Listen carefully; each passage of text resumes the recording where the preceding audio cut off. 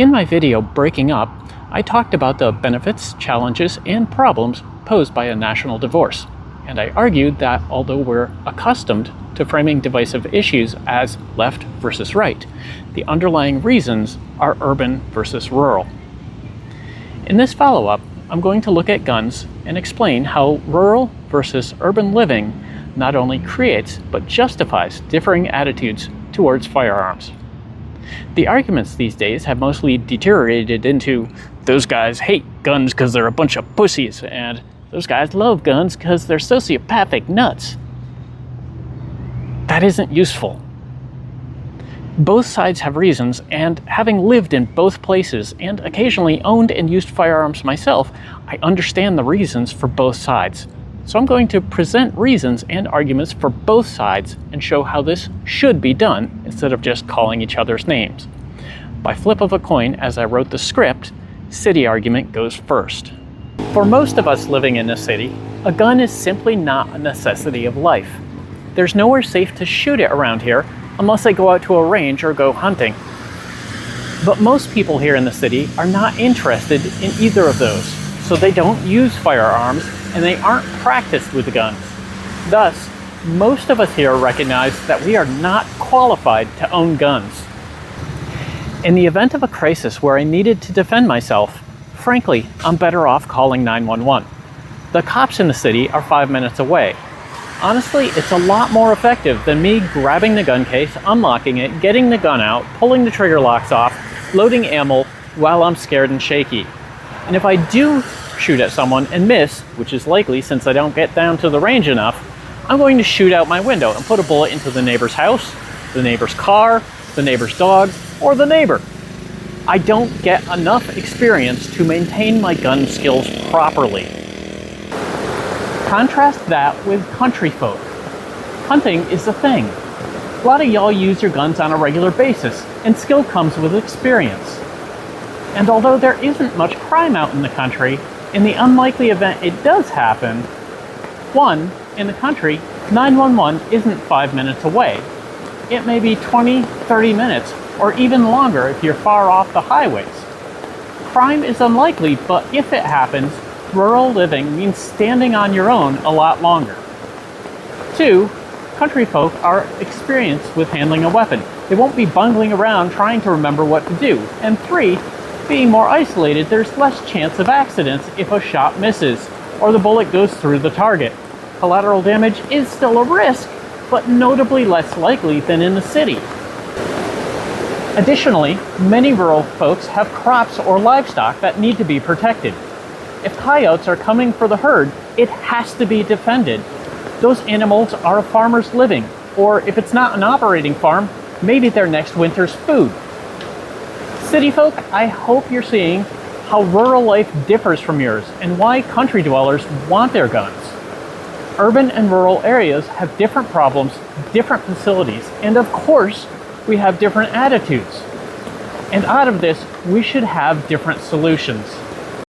Consider also what city versus country kids know about guns. Country kids grow up around guns, if not in their own house, then in their friends' homes. Hopefully, these are good adults who keep the weapons unloaded and securely locked and teach their kids that guns are hands-off. Meanwhile, sooner or later, kids see an adult go out hunting and come home later with a dead animal. They are instilled with the idea, guns kill. When a kid is old enough and seems responsible enough, they often get to start with a BB gun and are trained by adults. Sure, they could put someone's eye out if they screw up, but they're unlikely to kill anyone. It's a stepping stone, a training tool. Country kids aren't just thrown into the fray. They grow up being taught gun safety and respect. Compare that to city kids. All they know is what they've seen in the movies. Bruce Willis and Samuel Jackson banging away killing the bad guys, who meanwhile can't hit the broadside of a warehouse. Maybe they've seen John Wick and well, that mob boss did have it coming after shooting his dog and stealing his car, so vengeance and taking out the entire Russian mob is just reasonable, right? As long as you're the protagonist, you don't die. That's for the extras, and they don't matter.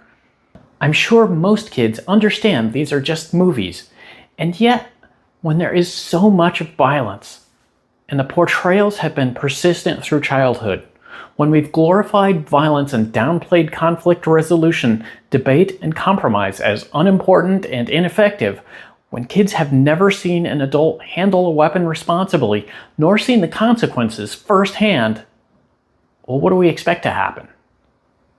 And then there's the kid a few doors down, who lives in his parents' basement, can't find a job, and can't find a girl because he treats them all like shit after some guy on YouTube told him to. He spends all day playing Call of Duty, and now he thinks he needs an AR-15. Beyond a weapons safety catch, do you think he knows anything about gun safety, safe handling, safe storage? Country folk, I think you can see why here in the city we want more gun safety. I don't care if that kid wants a rifle, shotgun, pistol, or assault rifle. He needs to learn how to respect guns, safely handle them, and what it means to know your backstop so he doesn't kill someone. The kid needs a firearms safety class, and being stuck in his parents' basement living in the internet the last year or two, a mental health check probably wouldn't be a bad idea either. Where do we draw the lines? That's a question we've debated for a long time and can't seem to find a solution on. For a while, it was a rational debate, but it's deteriorated into yelling at each other, "You're malicious!" and, "Well, you're stupid," which doesn't achieve anything. The problem we face, I want to throw out a straw proposal here so I can then shoot it down. A gun license, similar to a driver's license where you have to show competence. I think many of us, both left and right of center, would look at this and say, well, that's a little vague, we have to work out some of the details, but conceptually, something like that seems reasonable. Gun ownership in Canada works along these lines, and it's working for them. Unfortunately, the gun nuts are going to dig in and say, "No, you see, this lefty bitch is trying to trick you into letting them come for my guns. They're gonna take them away and impose martial law and stick us all in concentration camps. So don't let them start in the city, because it's a slippery slope to the suburbs and then the whole country." The more sane skeptics might point to existing places where pistols require permitting, but getting one is made maliciously difficult. You need to take a 20-hour class before applying, but the permit office only accepts gun applications between 1 and 3 p.m. on Thursday afternoons, which has created a backlog, so you have to make an appointment, another wait of several months since you can't apply for the appointment until you've completed the class. It's a bureaucratic farce out of a Douglas Adams novel or a Monty Python sketch. Meanwhile, the seriously anti-gun folk are going to be on the news talking about how this doesn't go far enough because our kids are getting gunned down in the streets and at school. They all have to go. Rifles, ARs, pistols, and shotguns. Hell, get rid of the BB guns and air rifle. They're all weapons of death too. The two fringes of no restrictions, no compromises, and no guns, no compromises have one thing in common: no compromises. And thus we get none of the solutions that those in the sane center majority would be happy with, and we all continue to be plagued by this unending, escalating fight in which nobody is happy. But here's the thing I'm trying to get at with this video series. The compromise we always aim for is one set of rules for everywhere. If the past is the key to the future, this is never going to work. But as I've laid out in this video, rural and urban areas are very different places with very different attitudes and needs. So I want to suggest that the compromise we need is not a single-size-fits-all solution for everywhere, but instead accepting and allowing that differing solutions for differing places is another valid way of solving our differing needs. And not just on a state-by-state basis. New York City, for example, is nothing like the New York Adirondack Mountains, where there's moose, bears, loons, lakes, and hiking trails. It's said that doing the same thing over and over and expecting different results is insanity. We're in this deadlock. We've long been here with nothing much changing, except we've become increasingly angry and frustrated with each other. Compromise this way clearly doesn't work and isn't going to work. So let's try something new. Finding compromise through a diversity of policies.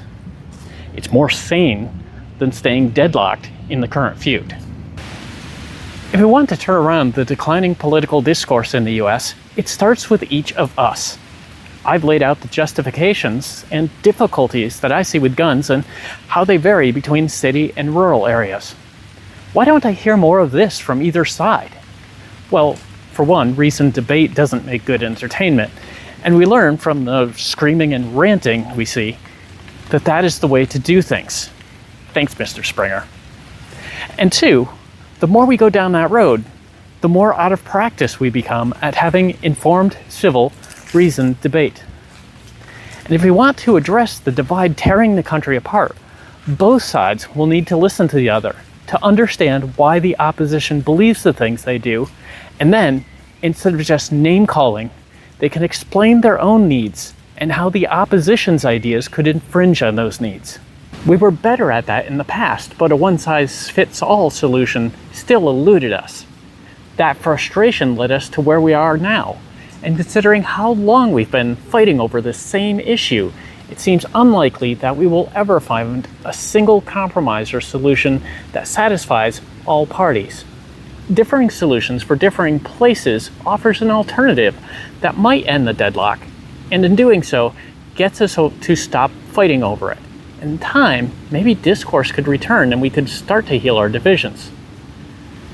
But if we aren't able to do that, then we're back at the idea of a national divorce. It's really just an extreme method for getting compromise through differing solutions. Once divided, each new country can construct laws that make sense to them without the burdens of cooperating with their ex-countrymen. But it still won't fix the problem. If New York became independent, for example, it would no longer be beholden to obey federal policy or the Supreme Court. But the very urban New York City and the incredibly rural Adirondacks still have incompatible needs. A one-size-fits-all compromise would still be difficult to attain, but a diversity of policies within the state might still be a solution by allowing different areas to use different solutions. In the next video in this series, I want to consider urban versus rural culture. From transportation to shopping to jobs, these are very different places that attract different people and produce different lifestyles. So I want to reflect on the ways we treat city and country as if they are or should be the same.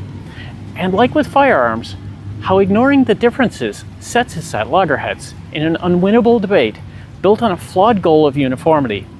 If you're interested, consider subscribing. Take care, and thank you for watching.